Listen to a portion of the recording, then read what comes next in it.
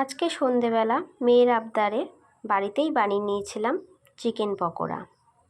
আমরা কিন্তু কোনো অনুষ্ঠান বাড়িতে গেলে, বিশেষ করে বিয়ে বাড়িতে, স্টলে গিয়ে কিন্তু আগে চিকেন পকোড়ার খোঁজ করি।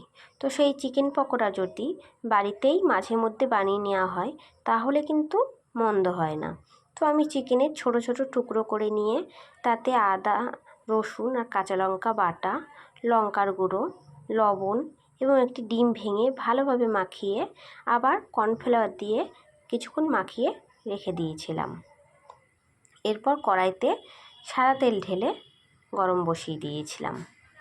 আচ্ছা, তোমরা বাড়িতে কারা কারা এইভাবে চিকেন পকোড়া তৈরি করো এবং খেতে ভালোবাসো জানিও। আমাদের পরিবারের কিন্তু সবাই খুব পছন্দ করে, তাই আমি মাঝে মধ্যেই এইভাবে বানিয়ে নিই ঘরোয়াভাবে। তো এরপর তেল গরম হয়ে গেলে চিকেন টুকরোগুলো দিয়ে ভালোভাবে এপিট ওপিট করে লাল লাল করে ভেজে তুলে নিয়েছি। মেয়েকেই প্রথমে দিয়ে দিলাম যে তুই টেস্ট কর কেমন হয়েছে জানা। তারপর আমিও একটা তুলে নিলাম। খেতে কিন্তু সত্যিই দারুণ হয়েছিল।